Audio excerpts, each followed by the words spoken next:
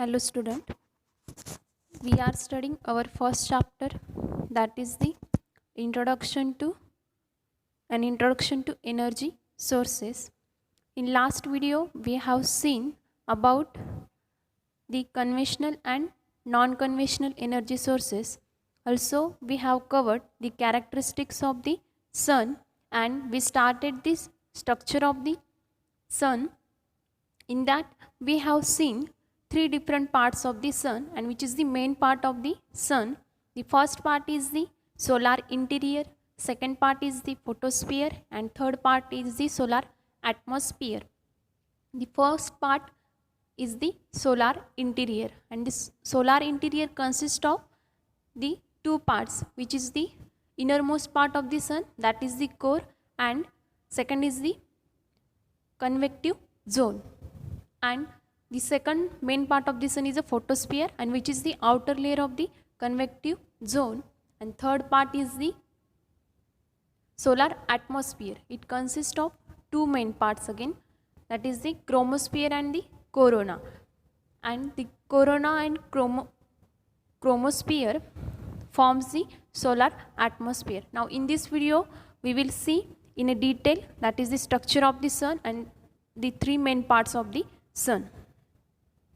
So the first part is the solar interior.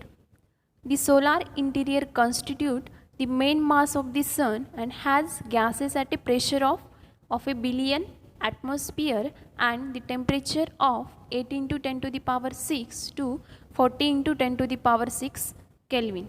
We know that the innermost part of the sun, which has a very high temperature and as well as the pressure, and it constitutes the main mass of the sun and has a gases at a pressure of a billion atmosphere, which is very large pressure, and the temperature is also very large, which is in the order of 10 to the power 6 Kelvin. The density is about 80 to 100 times the density of water. That is the density of innermost part or the solar interior is about 80 to 100 times the density of water. We know that the density of water is the 1 gram per cc or 1 gram per centimeter cube, or in SI unit 997 kg per meter cube, which is the density of water, and the density of sun is the 80 to 100 times the density of water. That is the large density as compared to density of water. It is the almost a continuous fusion reactor with its constituent gases as the containing vessel retained by the gravitational forces. We know that inside the sun, at the innermost part, there are different hot gases, that is a very high temperature, and inside the innermost part there is a fusion reaction, that means the core of the sun which acts as a fusion reactor. We know that inside that we have seen in our last video the reaction which takes place, so that it creates large amount of energy, that is the fusion of 4 hydrogen atom and gives us helium atom, and in that reaction the sun mass is converted into energy, and the large amount of energy is emitted in this reaction, which is the 23.7 mega electron volt, which is the very high energy, and therefore it is almost a continuous fusion reactor with its constituent gases as the containing vessel retained by the gravitational forces. There is a gravitational forces. Its most of the energy is generated because of continuous conversion of hydrogen to helium. In this reaction, the mass is converted into energy, as we seen in our previous video. That is the fusion reaction, fusion of 4 hydrogen atom and formation of helium atom, and the energy emitted in that reaction is very high, which is in the order of mega electron volt, and this continuous fusion takes place inside the core part, so that the temperature of the sun is very high. It is estimated that 90% energy is generated in the region 0 to 0.23 r, where r is the radius of the sun and which contains 40% of the mass of the sun. Now if we see the structure of the sun, there is a center part, that is the where we take the origin, that is the 0 to, and the distance from the center, which is about 0.23 r, that is the 0.23 times the radius of the sun. In that part there is a 90% energy is generated, that is the core most part. If we see the structure of the sun, then we will get idea about that. That is the, if we see the figure, the region where from the center, that is a 0 to 0.23 r, which is the core of the sun, this region inside that figure. Now, and the 90% energy is created in that region, and which contains 40% of mass of the sun, that is the core part consists of 40% mass of the sun out of total mass of the sun. Therefore the solar interior very important part of the sun. Now this is about solar interior, and solar interior must include the convective zone, that is the outer part of the core, which is the convective zone and which is inside the solar interior. Now convective zone, the energy created by interior part of the sun is transferred outward by radiation in the form of X-rays and gamma rays up to a distance about 0.7 r from the center, whereas the temperature is dropped to about 1,30,000 Kelvin and the density has dropped to about 0.07 gram per centimeter cube.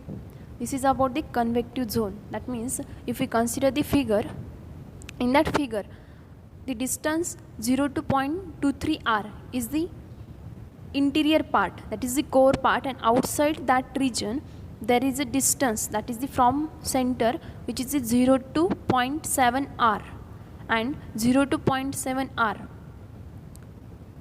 This distance is the total interior of the sun, and in that there is a two region, that is a 0 to 0.23 r, which is the core part, that is the innermost part, and the after 0.23 r to 0.7 r, this region, in that region there is a continuous emission of radiation, and that radiation comes out from the center, and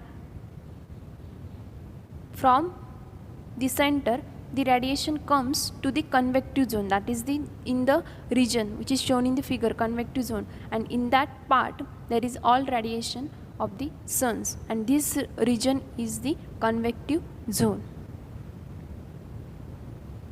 Now the temperature of that zone, that is the outer part of the inner core of the sun, this is the temperature at the outer core part, that is the at the surface of the core, and which is the 1,30,000 Kelvin, which is very high temperature, and the density is about 0.07 gram per centimeter cube, that is the density which is less as compared to the core part. Outside this region there is a fluid in which the energy is mainly by convection and therefore known as the convective zone. Now we know that there is a generation of energy inside the sun core, and which is very high, so that there is an emission of radiation from the center and which is in the outward direction. So there is a region, that is the fluid like region, where the energy is very high, and the energy is generally due to convection. So that part of the sun, that is that layer, is known as the convective zone, and this is the fluid part of the sun, and this is the solar interior part, that is the solar interior consists of the core and convective zone. This is about the solar interior. Now the second part of the or second main region of the sun is the photosphere. The upper layer of the convective zone is called as the photosphere, and it is our source of heat and light. That is, if we consider the figure, there is a convective zone, and after the convective zone, the orange part which is shown in a figure, this is the photosphere, and the photosphere has a temperature of 6000 Kelvin, and the density is about 10 to the power minus 8 gram per cc. The orange part, that is the photosphere, and which is the outer layer of the convective zone. So that this is the photosphere. It is opaque, as the gases of which it is composed are strongly ionized and able to absorb and emit a continuous spectrum of radiation.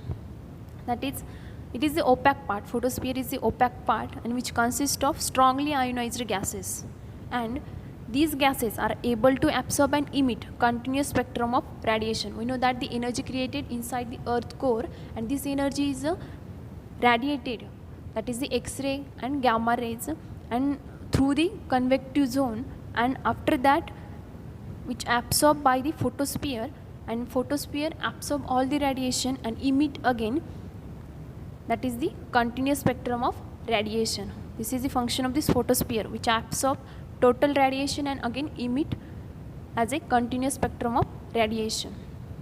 This is the very important part of the solar or sun structure, that is the photosphere. Now third part is the solar atmosphere. We know that the solar atmosphere consists of two main parts. First is the chromosphere and second is the corona. Now we will see first, that is the chromosphere. Above the photosphere there is a transparent layer of a rarefied gas, that is the 10,000 kilometer thick. It is known as the chromosphere. Again, if we see figure, after the orange part there is again one layer, and which is the chromosphere, and the chromosphere has a temperature nearly 5000 Kelvin. That is the after the orange part there is some reversing layer, and after that there is a chromosphere, and the chromosphere is called as a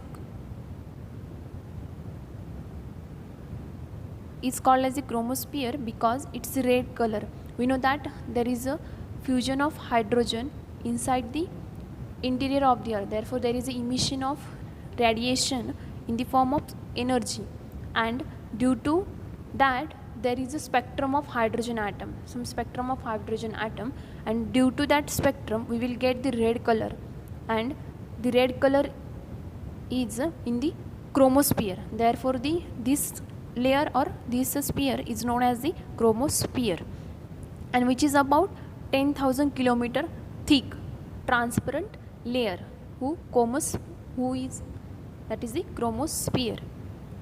The temperature of chromosphere is about 4500 Kelvin at the base, that is the at the starting point of the chromosphere, and the 10K at an elevation of 12,000 kilometer where it ends. That is the starting.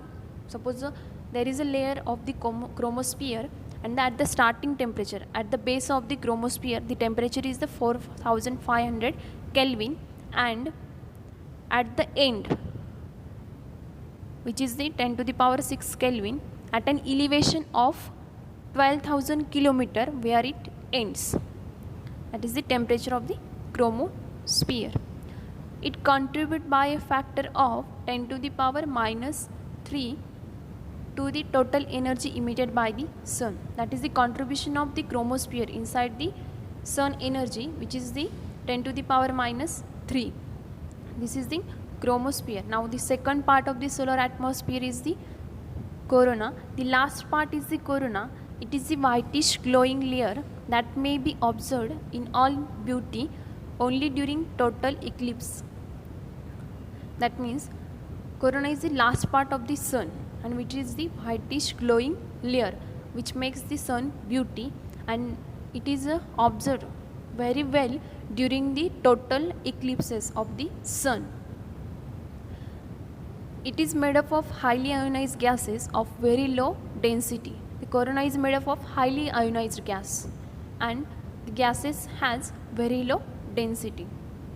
Its temperature is about 10 to the power 6 Kelvin as a confirmed by the recent X-ray coronal spectra taken on the Skylab.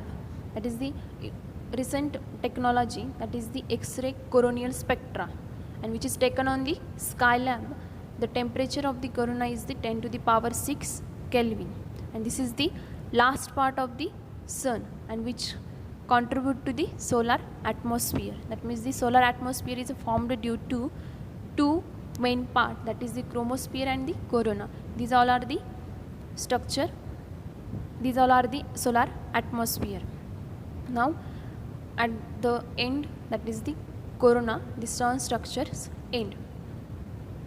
This is all about the structure of the sun. Now after that we will study the next topic, that is the solar constant. Now what do you mean by the solar constant? It is defined as the total energy received from the sun per unit time on the surface of unit area kept perpendicular to the radiation in a space just outside the Earth's atmosphere when the Earth is at its mean distance from the sun. That is, if we consider the sun emits radiation in all direction. So the total energy received from the sun per unit time on the surface of the unit area. Suppose we take outside the Earth atmosphere, suppose we take a unit area and which is kept perpendicular to the incoming radiation, that is the radiation comes from the sun per unit time in a space just outside the Earth atmosphere. But when the Earth and sun which is at the mean distance, that is the distance 1.5 into 10 to the power 8 kilometer plus minus 3%, that is the uncertainty in that distance is the plus minus 3%. That is the when sun and Earth at the mean distance, the radiation, the total radiation received from the sun per unit time on the surface of unit area, and that unit area kept perpendicular to the radiation, incident radiation, and that radiation which is from the sun, this is known as the solar constant. The following figure shows schematically the geometry of the sun-earth relationship. That is the next figure. This figure shows the schematic of sun-earth relationship. In that figure, the large sphere is the sun and the small sphere is the earth. The mean distance between the sun and earth is nearly 1.5 into 10 to the power 8 kilometer plus minus 1.7%. That is the plus minus 1.7%, which is the uncertainty in that distance. And also the sun sustains an angle of 32 minutes at the surface of the earth, which is shown in the figure. We know that the diameter of the sun is 1.39 into 10 to the power 6 kilometer, and the diameter of the earth is the 1.27 into 10 to the power 4 kilometer, and which is small as compared to the diameter of the sun. This is the schematic of sun-earth relationship. Now also the radiation incident inversely with the square of the sun-earth distance. The earth receives about 7% more radiation when it is near to the sun. We know that the radiation incident from the sun, which is inversely proportional to the square of the sun-earth distance, that is in figure we say small r, that is the radiation incident varies inversely as the square of the sun-earth distance. The earth receives about 7% more radiation when it is near to the sun. We know that the earth is rotate around the sun, so that when the sun and earth are very close to each other, then the earth receives about 7% radiation from the sun. The sun sustains an angle of 32 minutes or 0.53 degree, which is at the earth's surface. That is the radiation comes from the sun sustains an angle of 32 minutes at the earth's surface, and which is the outside the earth atmosphere. The recent measurement of the solar constant have shown that it has the value of approximately 1353 watt per meter square plus minus 1%. That is the in recent measurement we found the value of solar constant which is near about 1353 watt per meter square. Watt per meter square is the unit of the solar constant and which has the uncertainty, that is the plus minus 1%, which we calculate in our next video in the solar constant derivation. If we placed a light detector above the earth atmosphere and perpendicular to the sun rays, we can measure how much solar energy is received per square meter. Now, how we measure the solar constant? If we place a light detector above the earth atmosphere, that is the outside the earth atmosphere, the light detector is placed. The light detector detect the light which come from the sun, and this light detector placed at the perpendicular to the sun rays, so that we can achieve maximum radiation which come from the sun, and we can measure how much solar energy is received per square meter, and this gives the value of the solar constant. Now we calculate the value of solar constant for the when the sun and earth is at mean distance. That is a derivation, and this derivation we will see in our next video. This is the schematic of sun earth relationship. That is, we have seen how the sun earth are at the mean distance, and the diameter of the sun, diameter of the earth, and the angle subtended by the sun at the earth surface, which is the 32 minute. Now in our next video we will see the derivation of solar constant.